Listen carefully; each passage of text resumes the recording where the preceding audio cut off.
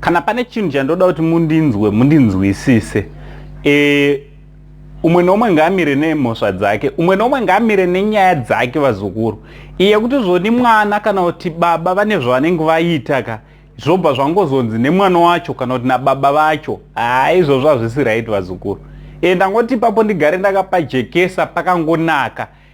Kana mwana ari anenge akanganisa, ndiye akanganisa. Kwete kuda kubatanzira nababa kana kuti namai, hazvisi right. Ndatotaura ndapedza so. Right, terra mzukuru kana ungasati subscribe to this channel.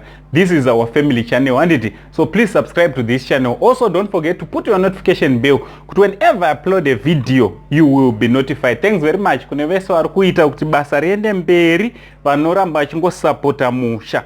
Right, ndine nyaya dzangu mbiri nhatu dzandauya nadzo. Nyaya dzangu mbiri nhatu dzandauya nadzo, nyaya yandiri kutotanga kutotaura. Maizviziva here kuti zvoni anonzi T-Mac, mwana wa Bishop, vanonzi Bishop OT Chipunza.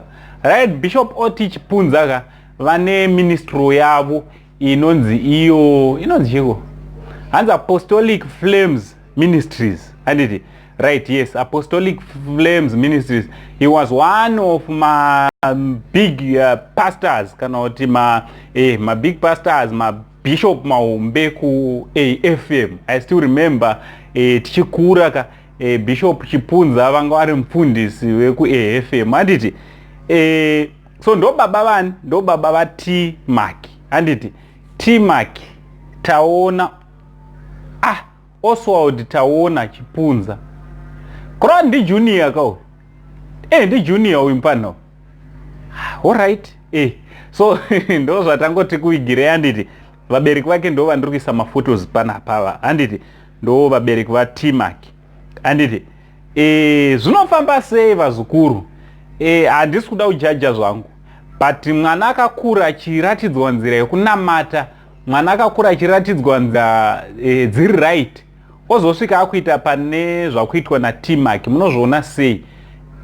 Tiri papo futi ka ndakadiscover kuti zvoni vanove vafundisi nevanove ameno makazviona here ndakakurirawo ndichienda kuchechi, vanove mafundisi nevanove maereda, madhikoni, mabhishop, vakuru vechechi. Ivavo ndo vanonetsa vazukuru. Ivavo ndo vane mahwani kana mambozvidiscoverwo. Kungoonawo kwangu kwandakangoitawo pamwe zvaingoitikawo mumachechi andaingopinda ndaingonosvikawo kune izvozvo. Handiti. So T-Mac mwana wamufundisi uyu michinda ari pamahwani, handiti. Azopawo defense yake kuti aiwa business randaida kuita kuinvesta kwandaiita ka hakuna ngezvo kwabuditsawo results akanaka. Sebusiness rimwe nerimwe wazukuru ka sekuziva kwenyu, handisi kumudefenda, ndiri ngotaurawo zvangu zvanga zvichitaurwa nengumani. Sekuziva kwenyu business rimwe nerimwe rine machallenges aro, handiti, rine ups and downs.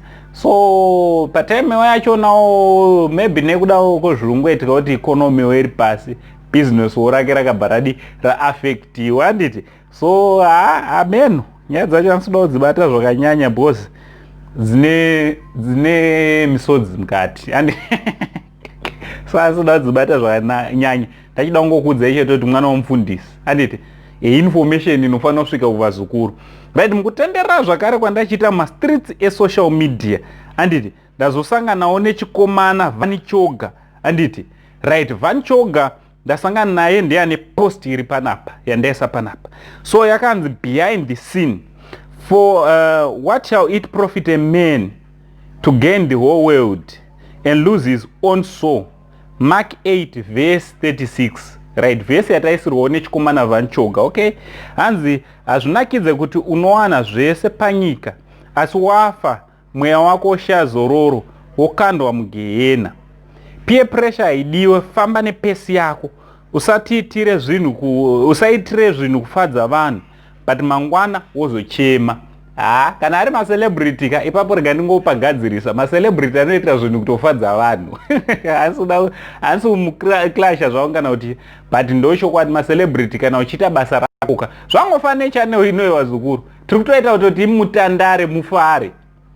so ndikati handisi kuitira channel ino yekuti mufare ka unopesa mawe confused kuti ankova kuti chifuta handiti so ndo posto yakandoone mukomana munotiwo kudii nayo handiti munotiwo kudii nayo but ndizvozvo futi haugone kufadza vanhu vese vanhu vese iwe chingoita zvinhu zvinokudi zvinhu zvinokufadza iwewe handiti tisingazoti nyaya yachona iri kubva kupi maybe iri kubva pane vamwe mumastreets esocial media vanga vakutaura kuti Van Choga aripi dai ambonoimba uku dai ambonoitawo izvi kana kuti Van Choga ndiyanga ari kurira mazuva akapera pasati pauya hello mwari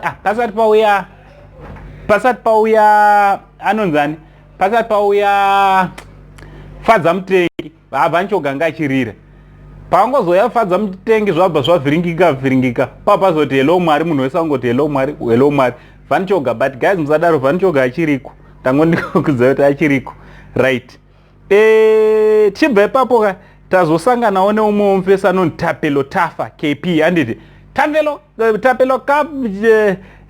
Tapelo Tafa anyorawo akakandawo papost akandawo picture ya Standard Days zikanzi vezera rako ana Nelson Chamisa vari busy fighting against corruption iwewe are busy fighting nevakadzi vatori nemari kukukunda nyarawo iwe Standard Days zvinonyadzisa hashtag zvinonyadzisa izvi ameno ndangoti ndingochitorowo chakadaro muridzi wachona achinyora muri kutozviondera megaka kufacebook ndeuyu what do you think nezvanyorwawo neuyuyu handiti tichibva ipapo ka chekupedzisira pamatrending pics andasangana nawo pazuva ranhasi ndine foto ndine zvandichakuratidzai motiudza zvakare macomments kuti what do you think nefoto iri remuchinda unoyu pine head pine cut handiti ava vari kurova kamvura kawa meno kamvura here kana kuti kachii ndo zvandangondingouya kuzokuradzai pazuva ranhasi handiti ndo zvandakuvigirai pazuva ranhasi ngatinyorei mumacomments muchindiudza kuti what do you think nenyaya dzandakuvigirai pazuva ranhasi imo mumastreets esocial media mandinoswera tichizviitira imi kuti muwane zvekutandara nazvo muzive futi kuti zvii zviri kuitika naanko venyu the only Zimbabwean uncle ndichiti much love